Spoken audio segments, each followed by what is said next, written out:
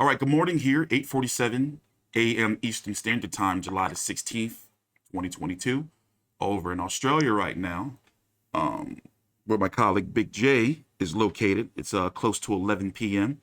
Somebody asked in the comments a couple of days ago, what time do we usually do our videos? It's usually about, give or take, about 45 minutes to an hour or so before this. But we haven't done this in a while, and what we're going to do today is a full-fledged Australian boxing breakdown from all of the mainstream major fighters in the Australia and what they're going to be doing over the next several months. So first, take your time out. It really helps us out if you like the video. The numbers are up on the channel, as I've said before, and eventually I'm going to have to stop mentioning it. But we've been dealing with a shadow ban. And basically what that means is YouTube puts you on a probationary period for some content that they've requested or manually taken down for you. And to get out of that probationary period, you have to produce a lot of content and just, basically operate in good faith. So therefore, they don't have to take anything down again. So anyway, moving on, we're going to start off with, we got several topics here. Just briefly, I'll explain. We're going to be talking about Paro versus Brock Jarvis. What's going on with Ebanie Bridges? Susie Q Ramadan is returning. Zerafa versus Falcao. Nikita Tszyu versus Tszyu's brother versus Ben Horn, Jeff Horn's brother. The Moloney twins, what are they doing? And Lucas Browne, Sonny Bill Williams, Justice Huni, and Paul Gallen, or Sonny Bill Williams versus Paul Gallen, and what's possibly next for Justice Huni. So we're going to start off with a fight that had a press conference a couple of months ago between two 135 pounders. Wait a minute, what division is this again? Big J, Liam Paro. It's 140. Yeah, I remember that. Okay, and that was a big talking point. Okay, so you're going to have Liam Paro, WBO ranked number 140 pounder, taking on Brock Jarvis, who, if you look at his resume here, and we brought this up, 20-0 with 18 KOs, 24 years old, but just less than 2 years ago, in December of 2020, he weighed in at 126 pounds. A year before that, 122 pounds. Even just 4 years ago, he was 118 pounds, and here he is now competing at 140 pounds against 22-0, 13 KOs, 26 years old, Liam Paro, who, from what I'm looking at on his box rec, has fought as high as 147. Actually, he's fought as high as 154. Super welterweight, because we can see right here he fought back in 2018 against someone who weighed at 152, and the highest he's weighed himself is 146 and 3/4 according to BoxRec. So right there, that's already pretty outrageous right there. And I'm going to say that I'm going to go with Liam Paro. But the fight is supposed to be taking place in September. Eddie Hearn's Matchroom Boxing put something on their social media page about 14 hours ago, my time, where it says Liam Paro and Brock Jarvis working away in camp, fight date soon. And you have an image here of both fighters working away in camp. Now, let's talk about the bizarreness and some of the red flags with that press conference that happened, Big J, that you've seen to notice. So what are your thoughts on that? And if the fight's going to happen, and when do you think, and where do you think it's going to happen? I think they're probably aiming for Brisbane. I think that's probably where I think they did mention that, or Brisbane or Gold Coast, somewhere in Southeast Queensland region, which is where the press conference was in the first place. It was in Fortitude Valley, which is a suburb of Brisbane. I'm pretty sure they're going to do it around that area. As I said, I'm not a huge fan of these two blokes fighting, even though it's going to be it's going to be a good fight. But I'm not a fan of these. I'm not a fan of these two blokes fighting because they're practically all family. I mean, I think they said that one of the trainers is godfather of one of the other guys, and Jeff Fanck's a godfather of somebody, and they all know each other, and they're all they're all practically related in some way, shape, or form. So, I mean, I don't like it because of that. I think Eddie's putting a rift between two blokes who don't need to fight because Brock Jarvis has never fought at 140. He doesn't. Yeah, there's no need for these two blokes to fight at this stage. Okay, so you think Liam Paro really? Well, I mean, Liam Paro is not going to gain anything. He's got everything to lose, nothing to gain at this fight because if he beats Brock, it's like, okay, well, he beat a kid that's, a blown up one featherweight or super bantamweight, whichever way you want to look at it, because he's over the last 2 years he's moved way up the weight. But then again, he has to. He's 5'10". He's not small. 5'10", he could go as high as what? Yeah, light heavy if you wanted to. Yeah, 5'10" can take you to at least light heavy these days. Exactly. So, I mean, he's a very tall, fighter for his weight. But yeah, I mean, I'm not a huge fan of these two blokes fighting. Well, I'm going to be a fan of the fight because it'll be an entertaining bout. But as I said, Liam's got everything to lose, nothing to gain. Brock's got everything to gain, nothing to lose. So, I'm not a huge fan of it, but it will be a good, entertaining fight. But I said I think I've got to give the tip.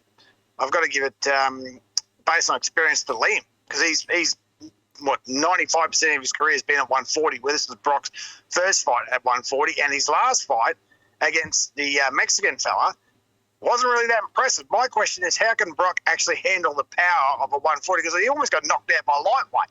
Yeah, he did. So he might be able to dish out the punches, but he doesn't look like he can handle them too well. So that's another thing. How's his punch resistance? So I don't think a lot of people forget about that. Is that when a fighter moves up, can their power go with the weight, but also can their punch resistance go with the weight? Because they got guys who are, who are heavier hitting them. And you saw that, as you said, he almost got, knocked out by Alejandro Farias Rodriguez. That was back in October of last year, 2021. Yeah, almost got leveled by a Mexican journeyman. I mean, his record wasn't great. So, and he was almost out on his feet. I mean, to his credit, he toughed it out, got through and got the knockout. But, if that fight happened in Australia, it would have got stopped. Yeah. So he was very lucky that fight didn't get stopped in that. I mean, you think the ref was within a hair's breadth of pulling it up. So, yeah, very lucky. And then he would have been forced back down in weight. They would have been like, you know what, 135 is too, big for you. Because what I'm looking now is as the face-off and stare-down between the fighters is happening on the screen. Like he looks like overall the bigger fighter. He may have the bigger frame, but, inside the ring, Liam Paro, I'm predicting he's going to be much stronger up in there. Well, yeah, he's the more southpaw fighter too. He's the more experienced. Established is the word I was looking for. Established 140 pounder, where Brock's only had one fight at 135 and no fights at 140. So, yeah, I mean, you think it would be well fought. I wouldn't say an easy win, but it's going to be a win for Paro. But I mean, it's like I'm going to watch it because it's going to be a good fight. But I'm not a huge fan of these two blokes fighting each other at this stage. All right, so the fight's going to be basically Eddie Hearn's first significant card for the Zone Australia as he's trying to plant his flag over there for the Zone. The Zone. When did they launch over there? Has it been 2 years already? No, I don't believe it's been that long. Maybe a year and a half. Okay, gotcha. It hasn't been. It'd be within 2 years, easy. So basically, he's been trying to launch over there for some time. It's a shame that he wasn't able to, for him, that he wasn't able to get his hands on Haney Cambosos to be able to launch it on the Zone's platform. But hey, it is what it is. Looking at the 140-pound division, I just covered last night a card featuring 140-pound contender Arnold Barboza, who got a 10-round unanimous decision over Arnold Barboza's ranked number 8 by the WBO. And the guy he fought, Danielito Zarella, is ranked number 10. So before, Barboza used to be ranked number 2, and he addressed it last night on the broadcast, number 2 by the WBO, but then Teofimo came up. So as it stands right now, where Liam Paro is ranked number 1, and it's clear that he's on the WBO path. He's ranked number 1, former champion Jose Ramirez number 2, Jack Catterall, number 3. Jose Ramirez was a unified champion, by the way. Jack Catterall, number 3. Teofimo Lopez, number 4. Jose Cepeda, number 5. Rikus Prograis, number 6. Sandor Martin, number 7. And Barboza, number 8. Now, let me run it down to you really quickly on what's happening. Josh Taylor, who currently now is holding on to his IBF and WBO titles. The WBC and the WBA has officially been vacated. Alberto Puello is going to be taking on Bakhtir Akhmedov, and I did a whole video on this on the channel if you want to go check it out. He's going to be taking on Puello versus Akhmedov. They're going to be fighting on the undercard of Adrian Browne versus Omar Figueroa, which is going to be taking place on August 13th. Jose Cepeda and Jose Ramirez have been ordered to fight for that vacant WBC. Currently, there is no IBF mandatory right now, but it's supposed to be Subriel Matias taking on Jeremias Ponce. We're just waiting to see if Josh Taylor's going to vacate that belt, because it's looking like right now he may have some travel issues. And Liam Paro and Brock Jarvis, this is not a final eliminator, but I'm guessing, Liam Paro may have to fight the winner of Teofimo Lopez, Arnold Barboza. Teofimo Lopez returns on also on August the 13th or the 20th. I forgot, but it's down below in the description box. Against a Pedro. I'm pretty sure that's the 20th, because I saw that sometime today. I thought it was the 20th. Gotcha. All right, well, there you go. So Lopez and Arnold, if Lopez beats Compa on August the 20th, then it's very likely he'll have to fight Arnold Barboza. But knowing Top Rank in their cahoots with the WBO, they're going to try to sneak that in as a WBO eliminator. But in reality, the winner of that fight should fight the winner of Liam Paro and Brock Jarvis. That's actually what should happen. But you know how boxing can get. So basically, the winner of if it's Liam Paro, which I'm predicting it will be, he should be in line to get, let's say September. He should be in line to get a title shot by this time next year. Does that timeline make a little bit of sense to you? Because he's going to have to, because if we're going to have to see if this is going to be approved as a final eliminator. And right now, Brock Jarvis is not ranked at 140 pounds anywhere. So I'm guessing that's probably what Eddie Hearn is trying to work on behind the scenes, is to make this some type of eliminator. Yeah. It might be one of those situations where it's an eliminator if Liam wins, if Brock wins it. Exactly, it won't be an eliminator. And that's it's like similar with the Tszyu Bowen Morgan fight. Eliminator for Tim if he won. If Bowen won, nothing would happen. There you go. So, all right, that makes sense. So closing thoughts on this fight before we move on. Oh, well, let's talk about it now. From what you've heard, who's supposed to be on the undercard, and is this the undercard that's supposed to feature Demsey McKean? I believe it's supposed to feature, because I said in the press conference, it's supposed to feature Scott Nicholson, Demsey McKean, and one other person whose name escaped me. Who's the Australians on Eddie's books? Paro, McKean, Scott Nicholson, Ebony, and there's one other person who I cannot remember. I cannot right now anyway either. I can't remember the top of it. But yeah, all those.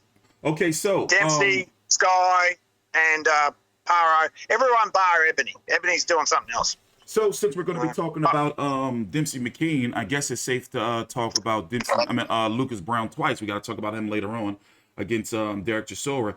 But it's looking unlikely that we're going to see Demsey McKean versus Lucas Browne on this card, correct? Very unlikely. Very unlikely. It's a possibility, but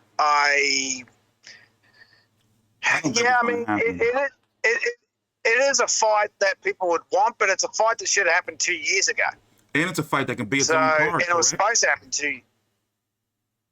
well, yeah, pretty much. It could be its own card. I mean, if Eddie throws all these, you can't throw out an A+ card, your first card, because then you got nothing left. So, I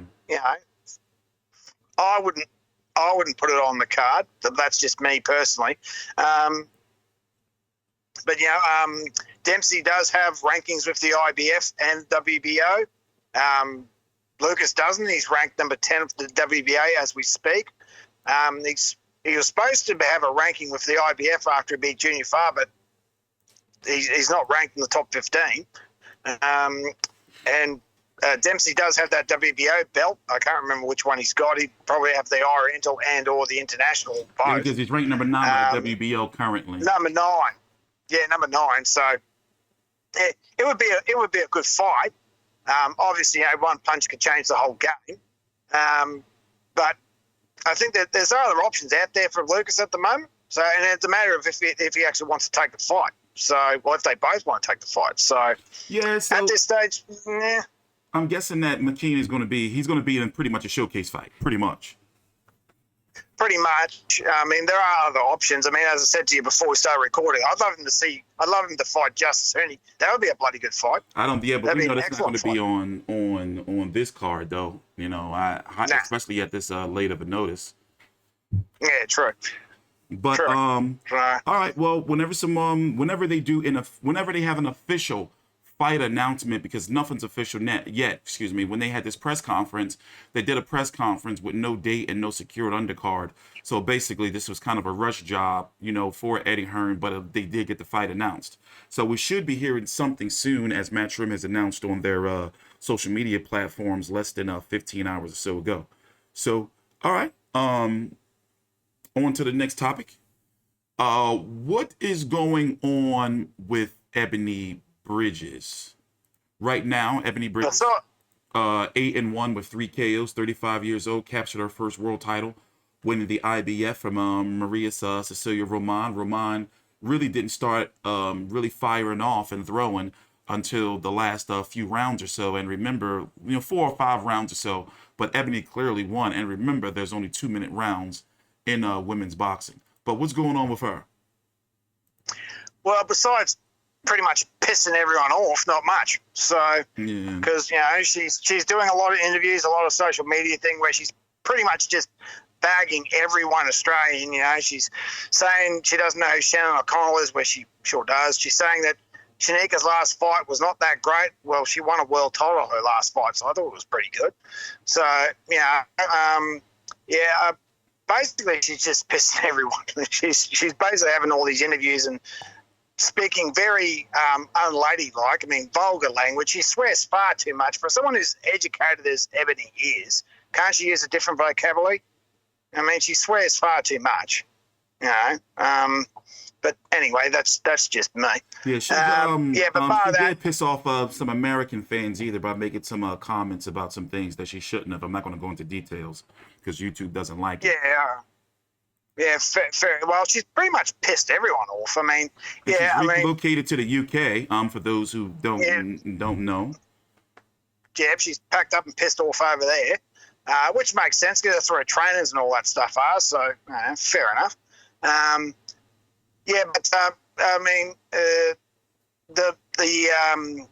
am I looking for? The buzz for the Shannon O'Connell fight is really starting to get some heat because Shannon O'Connell can't do an interview without 50-60% of it being about Ebanie. Mm-hmm. So maybe Shannon's doing that on purpose because she obviously wants to fight, and that would be a massive fight. Not just for women's boxing, just for boxing in general. Because it's 2 people from the same country who clearly don't like each other, who, you've got one who's, still a novice who's got a world title, one that is vastly more experienced, right, and should be getting the title shot. But due to, all this boxing politics and all this other crap that goes on, the fight hasn't happened yet. So let's talk about it. Shannon O'Connell, 23-6-1 with 11 KOs. She's been stopped twice. Now you know how boxing fans are. She's 39 years old. They're going to look at that those 6 losses and that 1 draw and those 2 KO losses. She said and says, "Oh, Mike, Ebanie will knock her out. Ebanie's got power in both hands. And Ebanie's got those simps. So you got to let us know, for the people who don't know, and this is us doing our part to try to make the fight. Let people know who Shannon O'Connell is. Because." Her last loss, Helen Joseph has always been known to be a hard puncher, by the way. That was on her last loss back in 2017. Yep. And before, the only person really to knock her out was Diana Prozac. And Diana Prozac is probably one of the best female boxers this country's ever produced. So, but that fight was, 2016? It was a fair while ago. She lost to Choi, who is currently 130-pound champion, and both Michaela Mayer and Alicia Baumgartner, who's going to be fighting on the undercard of, I guess you could say as a co-feature, to Clarissa Shields versus Savannah Marshall, September the 17th. So she's got like big names on her resume, but why has she been so stagnant in this I want to say, like golden era right now, or approaching the golden era of women's boxing? What's going on, like where she can't, get like a big fight on one of the bigger promotions, and in this case, Matchroom. Well, because she's not with Eddie. It's as simple as that. Who is she with? So she's with No Limit at the moment. She's just signed a deal with them. Okay, so No Limit, and they're trying to... they handle Tszyu, Liam Wilson. Yep. Who else am I missing that they handle? Nikita, Paul Gallen, that's pretty much their biggest. So would you say they're the biggest, or the most financially? Well, I guess let me say it this way: are they the biggest promoter right now in Australia? Fuck no. They're the most publicized. Publicized. Okay, but that's the best. That's what I wanted to put. Okay, all right. So they're the most. So can you say they're the most popular promoter right now in the UK? I mean, in Australia. Yeah, but Dean Lonergan's had a lot better fights. D&L, when you compare what No Limit has done compared to what Dean Lonergan, but then again, Dean Lonergan's been around a lot longer. I mean, 5 years ago when Falcao was fighting Horn, no one ever heard of No Limit. But I'm talking about right now in this era. Is it No Limit? No Limit's the most publicised, but Dean Lonergan still gets the bigger, more significant fights. Well, but it seems like No Limit is the ones that have all the pay-per-views, though. Oh yeah, they got all the pay-per-view. They got the backing of me, but then again, so does Dean Lonergan. No Limit just has more publicised fighter than what Dean Lonergan. It's about what Dean Lonergan's got: Huni, Opataya, and a couple of other blokes, and No Limit's got the Tszyu brothers, Liam Wilson, Paul Gallen. Mm-hmm. So there's your headline. It's about 50-50, maybe 60-40 in favour of No Limit. But for significant fights, DNL's got it all over No Limit at this stage. So who does Shannon? That might change. Okay. First, let's focus on Shannon. Does she have a fight coming up? I'm seeing here she just fought 3 weeks or so ago. Mm-hmm. She stopped this girl Sarah Higginson and won. Mm-hmm. She had two fights in 2021. 2 fights in 2020 during the pandemic. So she's been active. I mean, she skipped 2018. But overall, she's been, active, but yet she's not getting or securing big fights. But see, Ebony can't just fight her yet because Ebanie Bridges right now, she's got to have a fight. And it's not going to be Jamie Mitchell or Shannon Courtney because they are contracted to fight. Right now, from my understanding, it's a holdup with Shannon Courtney. She's had some type of medical procedure or something. I don't know, but they're working on getting that fight. But right now, who does Ebony fight? Does she try to go after a unification with this Dina Thorslin girl? Does she trying to go after Unihan Avila? I believe she has the WBC. BC, yep. There's Melissa Parker, the IBO girl. So you think she should go after? But I mean, let me see. Let me pull her resume up here. 6-0 with 2 KOs, 35 years old. She's from New York. And then you did say they're under the same managerial promotional banner, right? With Cohen. I believe Brian Cohen is their managers, yeah. But when will Ebony return? Have you heard anything? Well, I'm hearing September, October, but until something's announced, I don't really pay any attention. So, I mean, Shannon's supposed to be, I saw an interview with her on just about a couple of hours ago that she's supposed to be returning August, September herself. So just to keep her busy. But yeah, I mean, nothing's confirmed yet. But then again, Shannon doesn't need that much notice to have a fight. She'll take it on 3 weeks' notice if she has to. So, but I dare say she'll probably have another fight within the next 2 months. So by late September, Ebony, I don't know. The thing is that the IBF, Shannon's been saying that with the IBF is that Ebony doesn't have to fight her until next March. Okay. And if she loses the title, Shannon's got to wait another 12 months. So it goes by, this is what she was saying, it goes by the IBF rules that if the champion changes hands, she has to wait another 12 months to get the champion. So go ahead. If Ebony keeps winning or defends her title or doesn't fight, she has to fight Shannon by no later than next March. Do you think that? But we know that the sanctioning bodies don't order fights for women's boxing. But do you think that maybe Ebanie Bridges is kind of treating Shannon O'Connell kind of like Amir Khan treated with Kell Brook, to where like he was like, oh, I don't have to fight him right now. That fight's always going to be there. Well, it's not always going to be there, considering both their ages. I mean, these aren't young ladies. Meaning that basically she'll fight her when she absolutely has to, and when she's trying to get like a cash out payday. Probably, because she's going to, I mean, Ebony's smarter than what people get her credit for. She's going to build the fight up till everyone is completely pissed off with her. She's the absolute heel, and people want to pay their money to see her get head kicked in. And she knows, we've talked about it before. She knows exactly what she's doing. No, she knows exactly. She's no dum-dum. She knows exactly what she's doing. So, she's probably just stirring the pot for now. So in 6 to 12 months, I get that feeling. That's what she's doing. Yeah, and don't worry, everyone will be doing this because everyone's jumping on the Shannon wagon. That's for sure. I don't know how many fans, bar the Leeds ones, that Ebony's. I don't know how Ebony's fan base is going. From what I'm hearing, it's actually starting to deplete. So, and what I'm seeing on social media, because I mean, as I said before, the lingerie in the weigh-ins, that's going to run its course eventually. People are just going to get sick of that sort of shit. Everyone's going to be like, yeah, okay, whatever. Yeah. So, I mean, it is going to run its course. So people will get sick of it eventually. So. But fight-wise, it's a fantastic fight that needs to happen. It's a fantastic fight. I mean, Shannon does have other options. She could fight Shanika again. That would be another good fight. Or she could, Jamie Mitchell. She's the number one contender for the WBA. If Shannon Courtney's something, maybe they could slot her in there. I doubt it though. There is a contract. Could they do that? Could they slot Shannon in there if Shannon? Courtney's... Yeah, they could. But it would all be up to the fighters. But I highly doubt it would happen, because it would have, they would want to give, her an easier fight, not to mess up, the potential payday. Yeah, exactly. Because Shannon O'Connell, I reckon, would get Jamie Mitchell easy. I don't know. Easy. It would Jamie Mitchell good, but we'll have to see, We'll have to see. But, Jamie Mitchell's good, but she's nowhere near as experienced as Shannon. That is true. So, Shannon's been in there from looking at her resume with a lot. But since we're on women's boxing, before we take a little bit of a break to start the second half of the video, Suzy Q Ramadan is returning.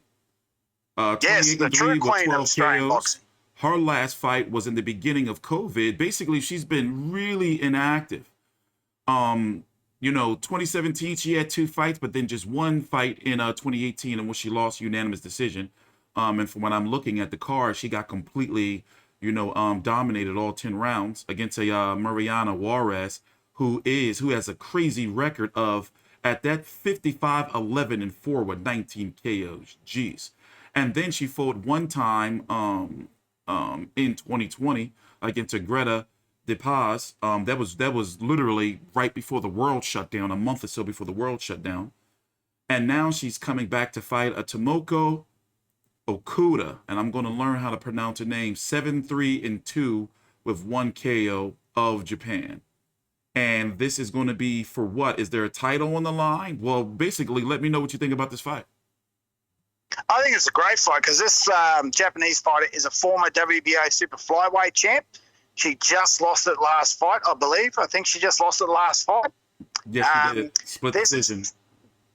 Yep, this is for a ranked technical decision over. Big pardon? She lost at her last fight via split decision, and then before that, she had got a technical decision over that fighter. So it was a rematch. Yeah, that's right. That was a rematch, yeah.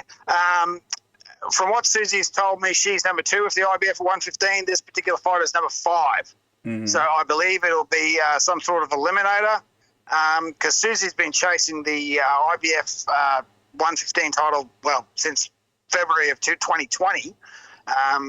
She had other fights, other things she wanted to stay in the rankings of 115 with the IBF. Okay, fair enough. A lot of fights have fell through.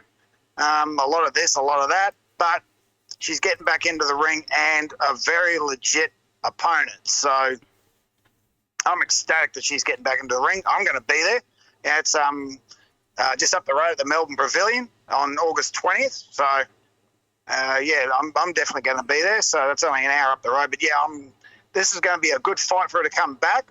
It's good to see that she's not fighting, just some novice slouch. She's actually fighting a former world champ. Yeah, that's very good. Giving her layoff, that's very good for real. And given her age too, I mean, she's 43. She's not a young. She's not a spring chicken. Yeah, but one thing I've said about women's boxing and even in men's, but I'm going to in this case, women's boxing, she's definitely at the end of her career because these women can fight until about her age, and that's like this is the end. This is her last run. Let's be honest. Yeah, definitely. Because she was considering. Go ahead. She was considering retiring a couple of times, and this fight come up, so this will keep her around, hopefully, for another, until she gets another IBF strap around her waist. So can she fight as high as 122? Oh, well, she has before in around the beginning of her career or so. Because if she gets this win, Eddie Hearn, and we keep talking about him because he is right now pretty much carrying women's boxing. He's got a nice stable of fighters that she can get some fights off of, and maybe, maybe possibly sneak an upset, but she's got to stay active. That's correct. Yeah, she's got. If she gets this fight, she wins this fight. She's got to have another fight by 4 years end. She can have another fight before 4 years end easy because it's only mid to late August. She can have another one before Christmas or at year's end. So definitely, she's got to. 2022. The worst thing. Go ahead. I don't think that she wants to go as high as 122 anymore because she's only like 5'2". She's only tiny, so she wants to stay away from those. Like 118, I think is as high as she would want to go from what she's told me. But she's pretty focused on 115. She really wants to get that IBS strap around her waist. So all right, so we will be paying attention to that. And then you did see that Big J said he's going to be heading to the fight. You can follow Big J at Old Mate Big J on Twitter. Take your time out since you're here. Like the video, subscribe, and go down below in the description box, and you'll see that I update the boxing schedule weekly. I actually have the whole boxing schedule and select boxing results down there, also with links to my social media and the WBC app powered by the Vive Network. So we're going to take a little bit of a jump cut here, and then we're going to move on to the next topics. Michael Zerafa, one of my favorite Australian fighters, 30-4 with 19 KOs, 30 years old. Got a big knockout over Isaac Hartman, who got a big fight, knockout of the year candidate just a couple of weeks ago. It's rumored, but nothing's confirmed. Nobody's heard anything. But it's rumored that he's going to be taking on Esquiva Falcao, a top-ranked fighter, Brazilian fighter, 30-0 with 20 KOs for the vacant IBF title at 160. Because if once Golovkin and Canelo fight, then Golovkin will have to vacate that IBF. So this is what they're positioning for. And, even on the internet, social media, rumors abound. And we think that even ourselves, that it would be probably a good idea for this fight to be on the undercard of Devin Haney versus George Kambosos 2, which is going to be happening sometime later on this year in about October or so. So Falcao, I've seen him fight a couple of times. I would pick him to be the favorite over Zerafa, but one thing we've seen from Zerafa is he has a very 19 KOs, and the power is legit. Given the chance, he will knock you out. I mean, after all, look at the wars he's been in with the very tough Jeff Horn, and we've seen, he can take a beating. In my personal opinion, he should have got a draw against Kell Brook. I remember watching that fight and being upset with that decision, and especially now that I'm looking on BoxRec at those cards, ended the career of Anthony Mundine in a fight that shouldn't have happened. So he's been on a 3-fight knockout streak, and now he can possibly be fighting for a title again. Wait a minute, was the Quillen fight a title fight, or did Quillen drop that belt already? Quillen dropped the belt to fight Zerafa, and then unfortunately knocked the shit out of Mick. Gotcha. So yeah, but no, Quillen dropped that belt. So this is going to be his first title fight, if it does happen. Yeah, first title fight. I think he fought for a WBA interim title at some point, but I don't really count that. I believe that was against Brock, if it would have been. No, it wasn't against Brock. It was against some other bloke. Okay. But either way, I mean, you know, this is like at 30 years old, he's pretty much reaching the mountaintop. He could possibly be a world champion. Because from what I've seen from Falco, 30-0 with 20 KOs, you know, it's not that he's not like beatable. I did watch this Patrice Volney fight. He fought the Wolverine Artur Akavov. I remember I covered him when he fought Billy Joe Saunders. But it's not saying that he can't get knocked out. So, you know, I'm going to give him the edge, but I'm not going to say that Mick Zerafa is just going to lose. But overall, what do you think about the fight? What have you heard, and what do you think is possible going to happen? And what do you think this fight should end up? I really think the fight should end up on the undercard to, you know, George Haney too, because it makes perfect sense. It's a top ranked card. You know, it's another title fight. It will make that card even bigger. The only question is, can they get Falcao over? Because, I mean, being that that's undisputed lightweight, the guys on the undercard will be working for not much. I mean, let's be honest. But I think for a title fight, a fight of that significance, IBF middleweight belt, you know, Australians. If Mick wins, he'll be the third bloke to pick that up. Danny Gill was the first, Sam Solomon was the second, and Mick could possibly be the third. So to put himself into that sort of company, I mean, those guys, you know, Danny Gill and Sam Solomon are legends of the sport. Believe it or not, Sam Solomon's still fighting. He only fought a couple of weeks ago. So, and he damn near 50. So, yeah, I mean, I haven't seen anything on Falco, so I'll believe anything you say, but I know, you know, Mick proved his toughness in that second Jeff Horn fight because that punch that Jeff hit him with would have knocked out a horse. Mick took it, got back up, got knocked down, got back up, and finished that fight. Not many fighters would have got up after that punch. So yeah, Mick proved just how much he can take a shot. And if it were to happen, it would give Haney Campos a much needed boost, you know, for a fight that a lot of people really, you know, don't think or want to see, you know, happen again. It's a fight that could possibly, you know, like steal the show. So I think it makes perfect sense.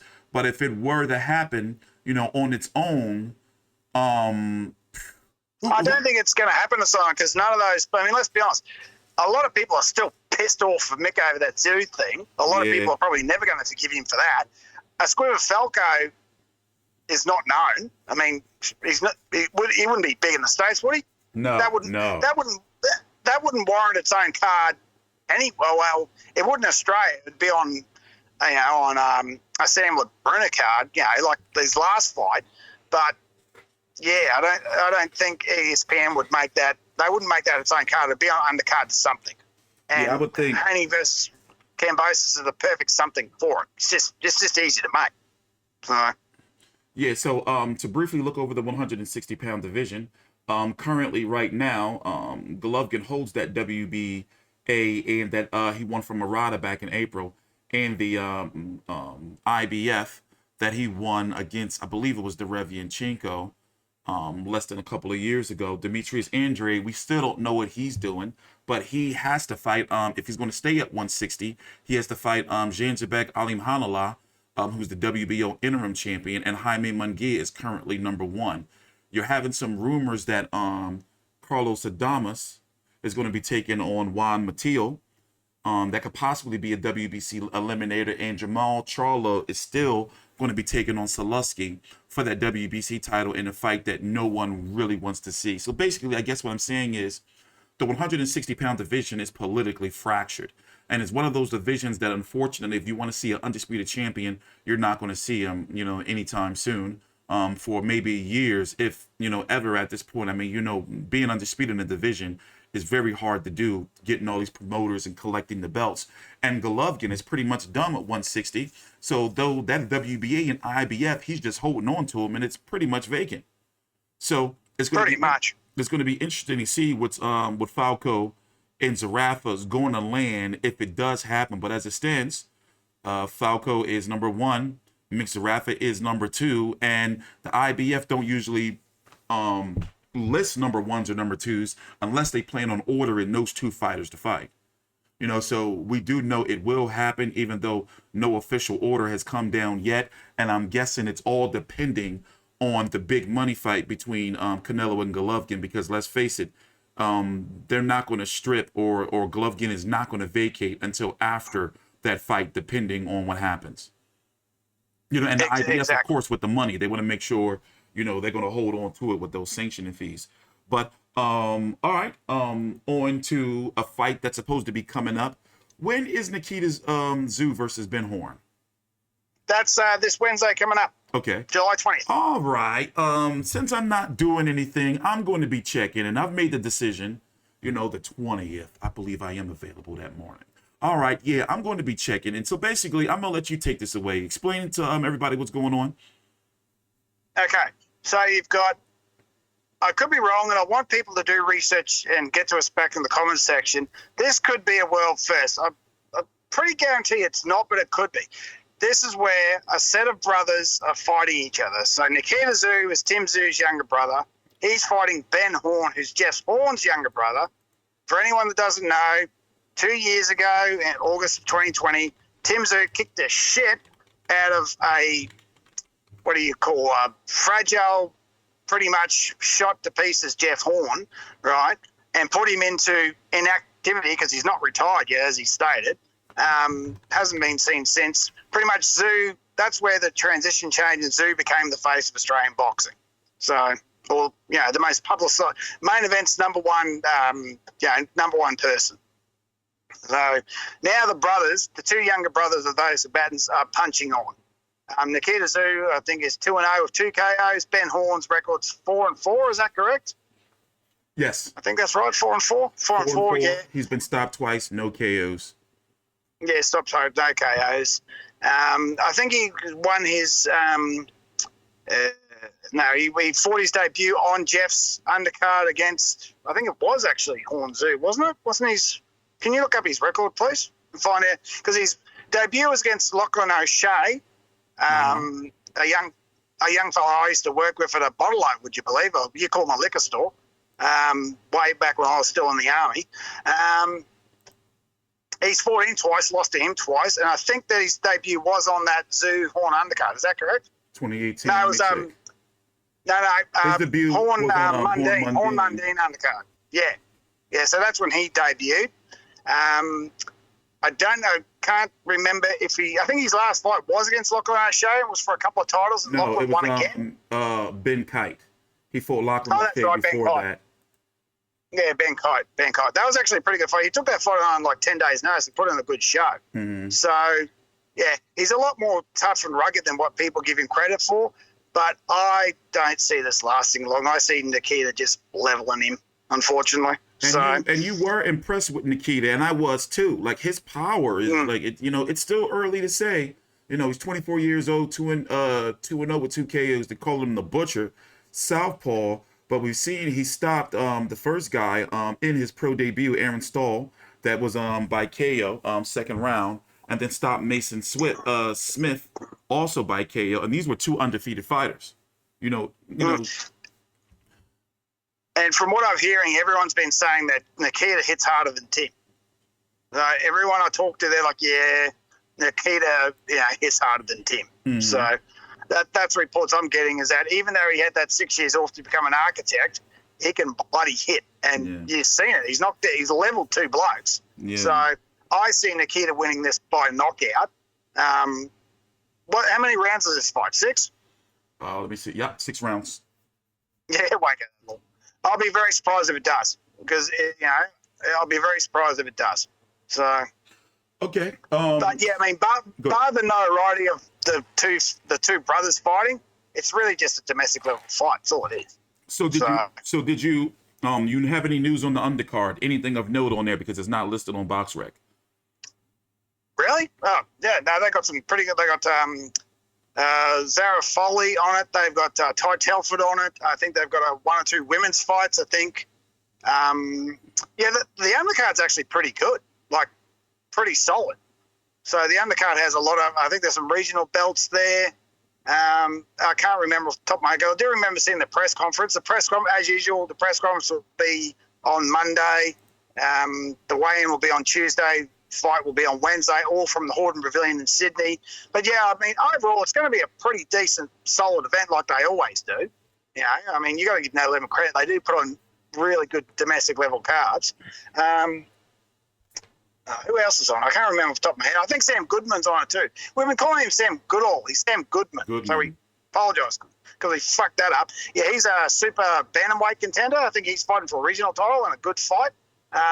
He's one to look out for. Was he 8-0 with 6 KOs or something? Is that right? Can you look that up, please? Sam Goodman. Let me see. Goodman. Hold on. He's a 122er. I'm surprised that's not on box rec. Yeah, 11-0 with 6 KOs, 23 years old.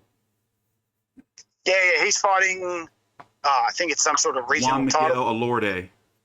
And that name sounds familiar. Let me look him up real quick. Is that a Filipino fight? Yeah, I've seen him fight. Yes, he is. I've seen him fight and covered him against Emmanuel Navarrete. So basically, this is a step up for him. You know, he's fighting, a former someone who competed for a title. Yeah, so that's a really good fight for Sam Goodman. So I knew the undercard had some significance, and that was it. That was a significant fight. I said Ty Telford's there, Zerafa's there. You might remember, was it last year? I think so. They kicked the shit out of each other. They got like the fight of the year. Yeah, I found the undercard from Dan Rayfield's website. It's Zumhorn, Goodman Alorde, Justin Hodges versus Jordan Simi, Chanel Dargan versus Jala Tormat. What's his name? Darren Foley versus Hunter. Ione, I have it on the screen. Sims versus Adams. Jackson Murray, TBA. Michael Hall versus Joe Taylor. And Kate McLaurin versus Connie Chan. What was that first female fight again? Chanel Dargan. Yeah. Versus Jila Tomat. No, I don't know any of those girls. I think it's going to be it'll be a solid card. But yeah, I'm really looking forward to that Sam Goodman fight because that's a pretty good step up. So, and it's not going to be pay-per-view, right? It's going to be on Fox Sports Australia. Fox Sports. Yeah, Fox Sports. Yeah, Fox Sports. Yeah, Fox Sports. KO Sports. It's not a pay-per-view. But we've seen worse cards charge $60. So. But yeah, no, it's just a normal run-of-the-mill KO Fox Sports showcase. So okay. Obviously, the draw is the brothers punch it on, but the undercard pretty solid to be honest with you. So they've got some good fights in there. And Justin Hodges, if you don't know, he's an actual former NRL footy star, played for the Broncos and the Sydney Roosters. He's actually using this fight to coach a fight with Paul Gallen, but we'll get to that later. Okay. So, all right. So you have Andrew Moloney. News has come out that he's targeting WBO 115-pound champion Kazto Ioka, who's just this past Wednesday defeated cleanly via unanimous decision to get his win back over Filipino legend Donnie Nietes. Andrew Moloney, to refresh your memory of the Moloney brothers, in my opinion, we've talked about it. I feel that Jason is the better of the Moloneys. More power, if that makes sense. 24-2 with 16 KOs, 31 years old. Last fight was against Alexander S. Pinoza. Tell me your thoughts about that since you were at the event. How basically, how did he end up on this card in the first place? Well, he ended up on the card, obviously, because his brother was on the card and both the boys are signed with Top Rank, but he was in a dark match. I mean, as we were the final press conference, Lou DiBella and Bob Arum were sitting there having their thoughts about the fight and a few other things. And then all of a sudden you hear Bob say, "Oh, how'd Andrew go?" And I said, "Oh, yeah, he won via KO, I think, in the 7th round or something like that." So, yeah, the fight was actually happening while the final press conference was going on. I think it was just before George walked in the door or just as he was walking out. So one of the two. So, yeah, I thought that was a bit, strange that, Jason gets on the showcase, but Andrew's in a dark match. So, yeah. But still got a good solid win for him, and now he goes on to the next thing. So, I mean, personally, it's going to be interesting to see what he does if he's going to try to still work his way up into the rankings, because that 115-pound division is deep, and those champions at the top are no joke. You got Juan Francisco Estrada and Bam Rodriguez sharing belts. Francisco Estrada, the franchise. Bam Rodriguez is going to be taking on Israel Gonzalez on the undercard of Canelo versus Golovkin 3, September the 17th. You have also Estrada, who has that WBA, and then you have also Joshua Franco, the brother. They're both brothers, by the way, Bam Rodriguez and Joshua Franco. He has the WBA world title.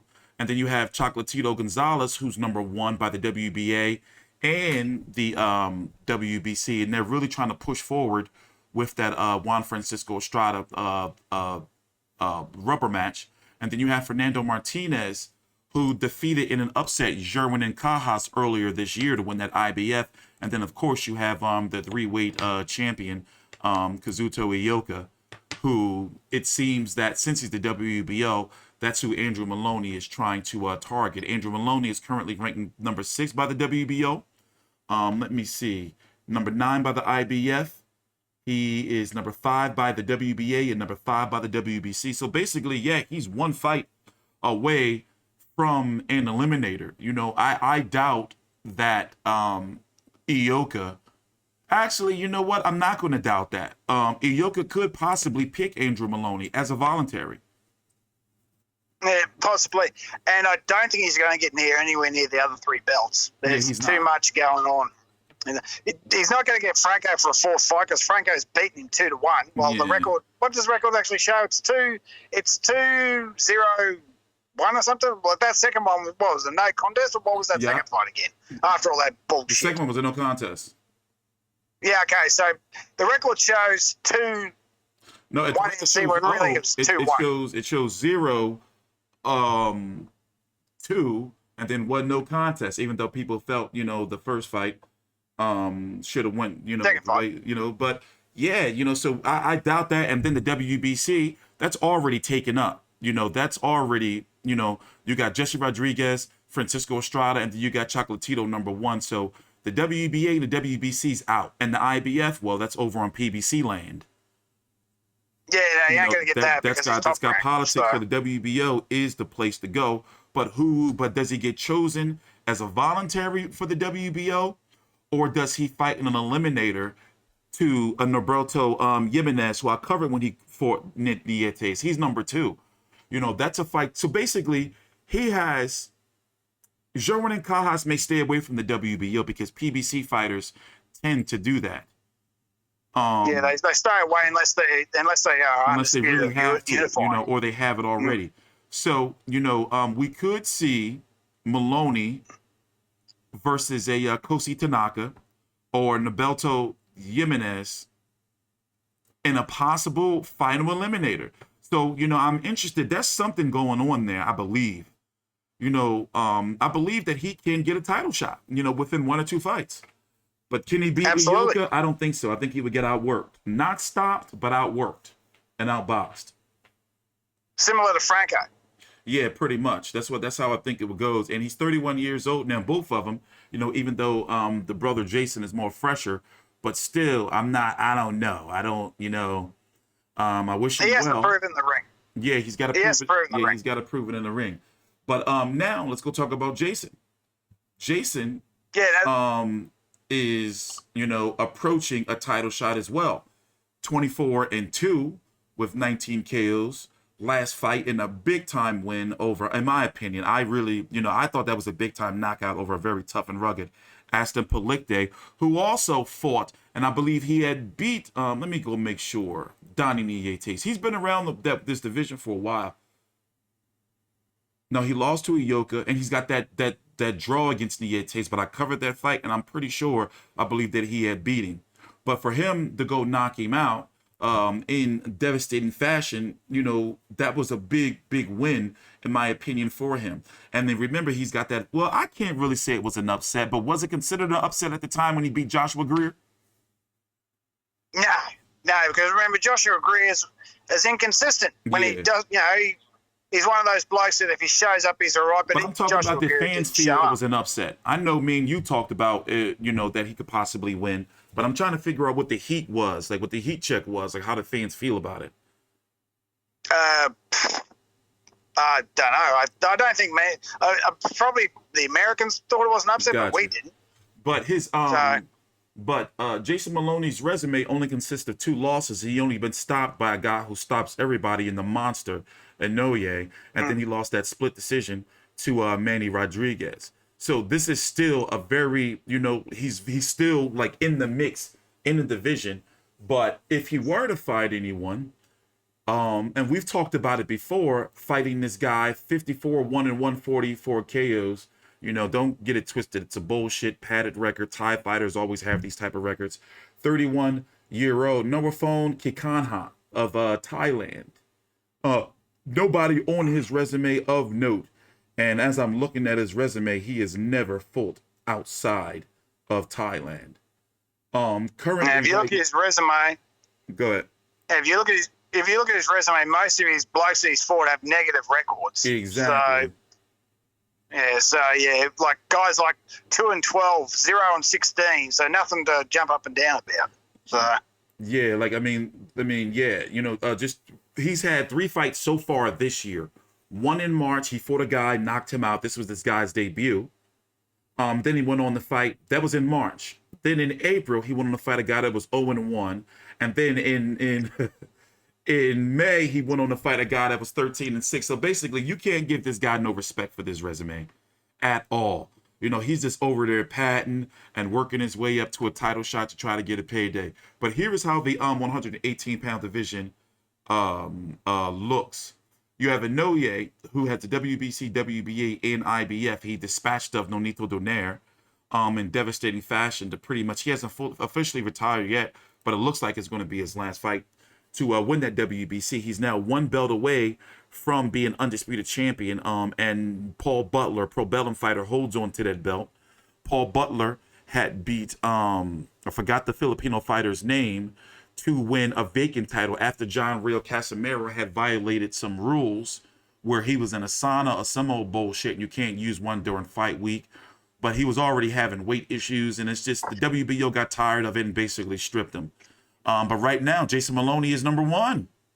You know, so in a perfect world for Jason Maloney, and this is what I think is going to happen. Inoue and Butler, that's going to happen. There's already talks about it. And that's going to be for undisputed. And then we can possibly see Inoue move up to 122 pounds and try to chase after Stephen Fulton. So it's looking like Jason can possibly get a shot at a vacant title, possibly against Casimero. Your thoughts? I would tip Butler. I would tip Butler than Casimero because he would be the returning champ. But I don't think the Butler's fight going to happen. I think Inouye is going to fight Butler, and then Inouye is going to move up. So the belts are going to be vacant. Yeah, but wouldn't Butler then get a shot because he was the former champ? I don't think they would do it like that right away. I think, and then Casimero would have first dibs because they're already trying to get that belt back. Oh, well, there you go. It would be Maloney versus Casimero. And to be honest, you know, Maloney's no joke. I would label that fight a 50-50 fight because you never know with Casimero these days, and it's not that he's you know, untouchable. And as far as the Rung Visai guy, now with those Thai fighters, they tend to change their names. But in the rankings, now he's listed as Nawaphone Sor Rung Visai, but he goes by Nawaphone King Kai Kanha. And excuse me if I'm butchering his name. So he can either go after the WBC or the WBO, especially if he wants to avoid the politics. And this is if Inoue goes to fight Paul Butler and vacates. You know, he can go after and have a final eliminator with that Kaikanha guy for the WBC or fight Casimero, but there is politics with Casimero, you know, because he is PBC. But where would you like to see him go? What are your thoughts on it? Well, I'd like to see him. fight, for the WBO. But if the politics get in the way, he's got to stay busy. So he's got to fight old mate from Thailand. Yeah, and it's a fight that's what he's got to do. And that way he'll cement his spot as, next in line to fight for the belt if and when Inoue decides to vacate and move up to 122. Yeah. So he'll be in line to fight for a vacant title. Who's ranked number 3? Rashid Warren, also a PBC fighter. He's number 3 by the WBO. And Takuma Inoue, I believe he is related to Inoue. I believe they are related. He's number 3 by the WBC. And Jason you reckon Jason would go against? Go ahead. How do you reckon Jason would go against Warren? Not sure. I would probably pick him against Warren, to be honest. Rashid Warren has been, underwhelming as a pro. Amazing amateur record. But once he stepped up to top level competition, he hasn't delivered. And there's politics behind that too, because he is a PBC fighter. Very close friends with Adrian Broner and Robert Easter. Fair enough. But I don't see it happening. Also, Rashid Warren is ranked number 1 by the WBA. So he might go that route. And we know, or if you don't know, just like the WBO, it can be in bed with Top Rank. The WBA is definitely in bed with PBC is definitely in bed with the WBA. So when we get some news on both of the Maloney twins, we will update you guys. So once again, if you're still here, thank you for watching the video. This is actually running a little late, but we only basically have one topic to talk about left, and that's going to be Lucas Browne, who's currently ranked number 10 by the WBA, and a possible fight with Derek Chisora, and then we're going to give Justice Huni a shout. So let's talk about Lucas Browne getting that big upset knockout over Junior Fine. But we did talk about that, how basically Lucas Browne is always in a fight because of his knockout power, 31-3 with 27 KOs, 43 years old. My personal opinion is he's going to play hardball and really try to secure a big payday for himself in the heavyweight division. And frankly, he's got, some options. Now, you brought up the possibility of him fighting Derek Chisora, who recently got that win over Kubrat Pulev. And it would be a fun fight. I'm not sure how much money it would generate, but maybe, both of these fighters are at a point right now where they may not be able to get any better than each other. And Chisora may be able to get, a better fight, but I'm not really sure. And if he feels that he can beat Lucas Browne, then, why not? Chisora is 33-12 with 23 KOs. Lucas Browne, significant fights were against James Toney, forgot about that, Jason Gavern, Ruslan Chagiev when he won that WBA underling belt, then eventually failed the drug test, got knocked out by Dylan White over on HBO and Sky Sports, lost to Dave Allen. Then, worst of all, he got knocked out in one round by a footy player in Paul Gallen. Came back, stopped. How do you pronounce the guy's name? Apollo? Just Django Apollo. And then got that big knockout in the first round over Junior Fine. And now look, he's back. That Junior Fine knockout was on the undercard of Haney Cambosos. Cambosos. Haney won, by the way. So now he's back. Yeah. So who do you want to see fight? You've been lobbying for him versus Derek Chisora, but it's really, I think it should happen, but I really would like to see him maybe, if he's going to stay out a little bit, see what's going to happen with Demsey McKean and try to make that a domestic fight over in Australia, or even, they're sparring each other. So it's really no, we can't see him fighting Justice Huni. But what do you think? What are your thoughts? Definitely Derek Chisora, because they're talking about the Gallen rematch. I'm like, there's no point in a Gallen rematch. That's just a novelty fight that's not going to gain anything. Yeah, it's a payday, but it's one of those rematches. Do you really want to see it? Because Gallen's on after the Huni lost.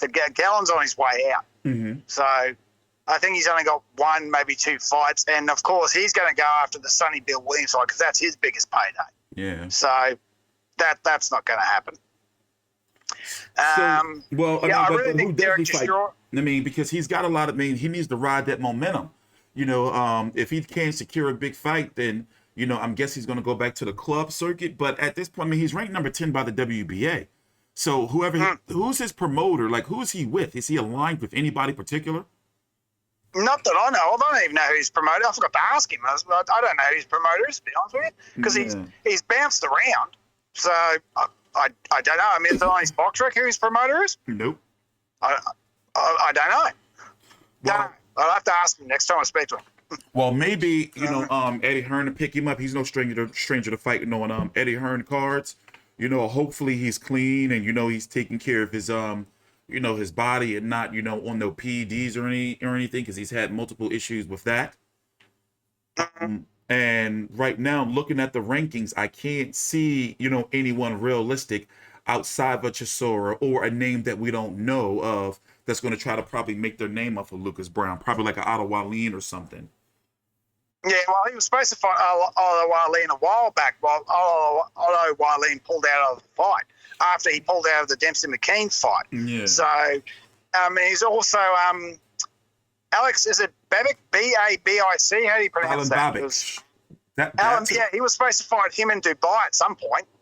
There was a fight posted for that at some point. Well, listen, that's a fight that can be made too.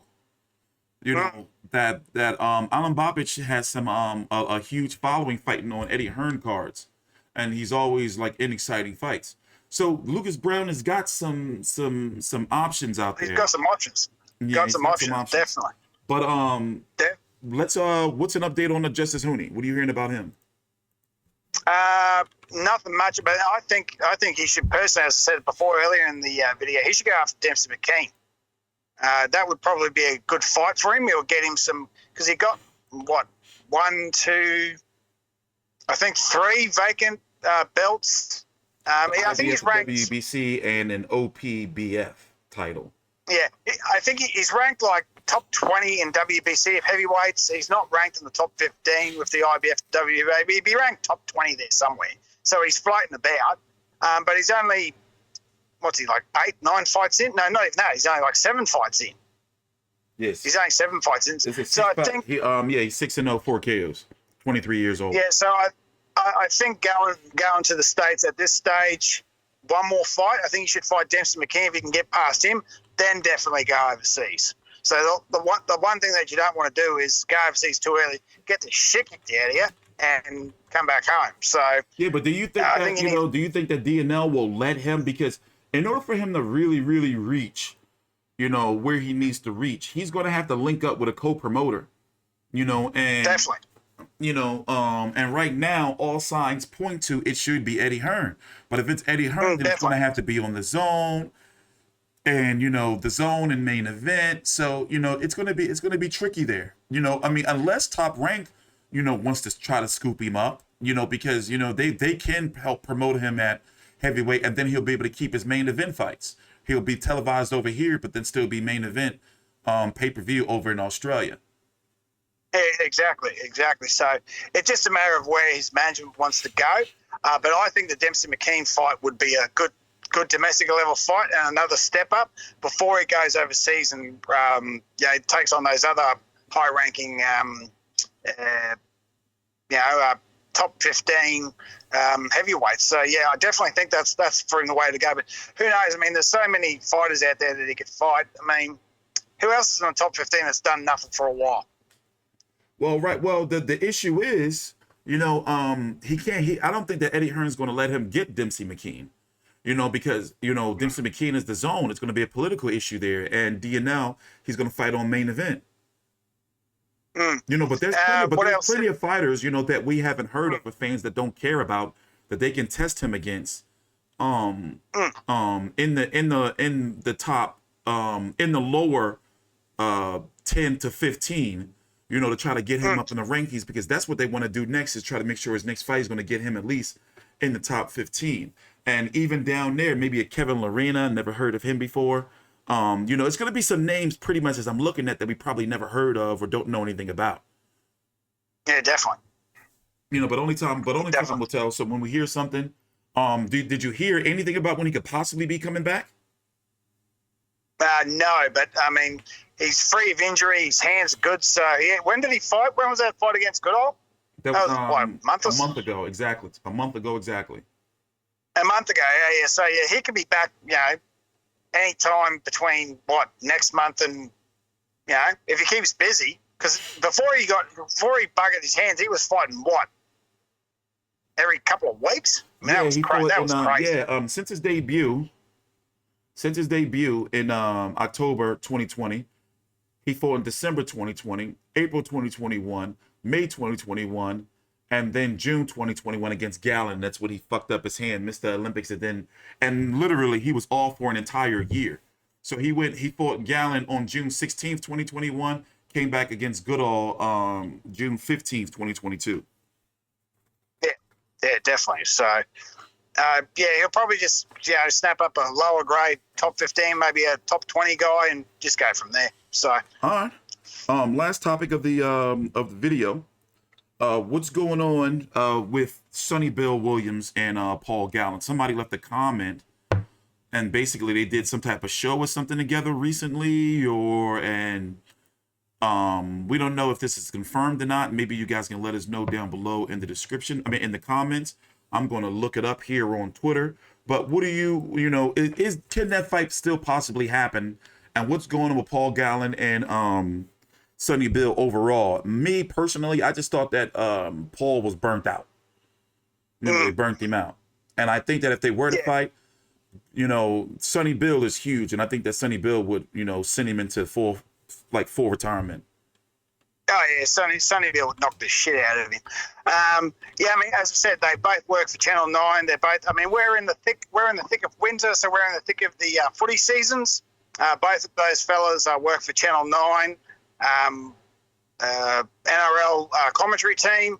They're at a game. I think it was last night where they had heated exchanges at each other. So every time those two get within a foot of 6 feet of each other, someone will throw out, "You two blokes going to punch on," and then they'll just sit there and do their little back and forth. What game was on last night? Shit. Okay. It's probably at the Warriors Eels game. That was the main game last night. So they probably would have. I didn't watch it. I watched it on different broadcasting. I watched it on Fox, not Channel 9. Apparently they got into some verbal thing about their fight. Will it happen? Most likely it'll happen after the football season. It won't happen during the football season.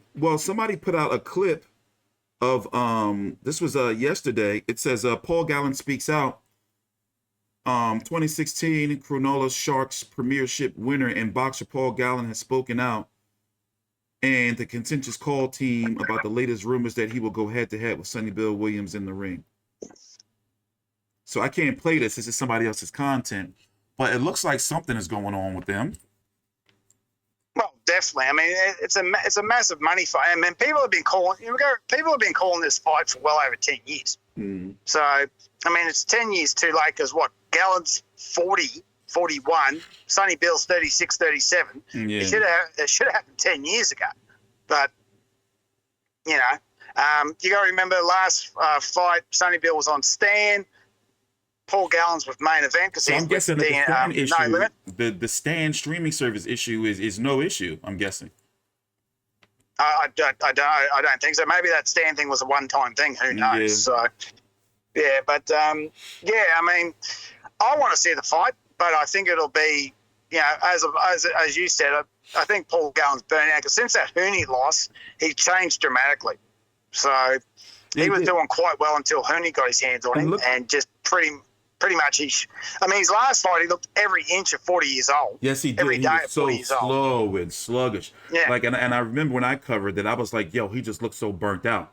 So here's the thing. He came back in 2019 in February 2019.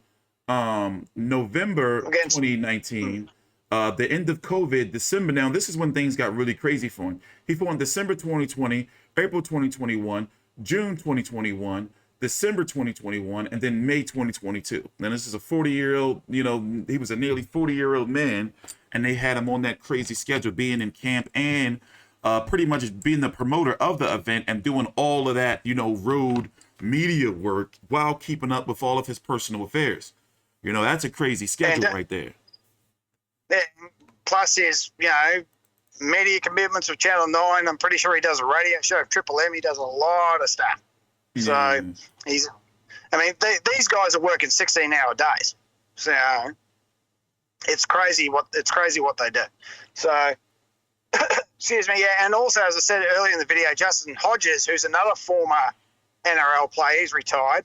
He's trying to get a fight with Gallen as well. So I don't know how well that would work, considering Sonny Bill's a lot bigger money. So I don't think Hodges is gonna. Yeah. I think if Gallen fights again, you know, I don't think he wants, because you can tell by listening to him, you know, at the end of that last fight, that if he's going to fight again, it's going to be for something significant. He wants to, you know, I'm guessing, cash out.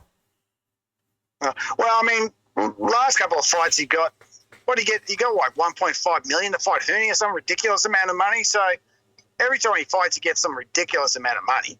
So he doesn't fight for free. So, well, but yeah, I mean, the Sonny Bill will be the biggest fight for sure. Well, all right. Long video, but thank you guys for watching. Please take your time out to like the video, subscribe. Me personally, I do a live stream at 6 p.m. Eastern Standard Time here in the States on Tuesdays, Thursdays, Fridays, and then I stream during the main events of big fights. For example, tonight, my time, in about 13 hours or so, you're going to have Ryan Garcia taking on Javier Fortuna. 140-pound fight I'm going to be streaming during the main event. And if there's a major fight or an upset, then I'll be streaming on Mondays 6 p.m., Tuesdays 6 p.m., Thursdays 6 p.m., and Fridays 6 p.m. The links to my social media are right down below in the description box. You're going to see a link tree link, and that leads to my Twitter, Facebook group, website. All rankings for the WBC, WBA, IBF, and WBO and Ring are updated monthly in accordance with these sanctioning bodies at FightView360.com. If you want to check out the movers and shakers in the division, top 15 and champions. And you can follow Big J at Old Mate Big J on Twitter. Thanks for watching. Closing thoughts, Big J, before we go? Yeah, just looking forward to all the fights. Hopefully, you know, Shannon Ebony happens maybe 6-7 months down the track. Excited, chomping at the bit to get to Susie's new fight. Want to see Mick get, you know, hopefully the Squirrel Falcao fight. Yeah, we pretty much covered it all, really. You know, bar the major thing, which is obviously Tim versus Charlie. That's another video for another day. But yeah, Australian boxing is looking pretty good at the moment. So we've had a great first 6 months. Let's see what the second half of the year brings. All right. Thanks for watching, guys. See you guys later.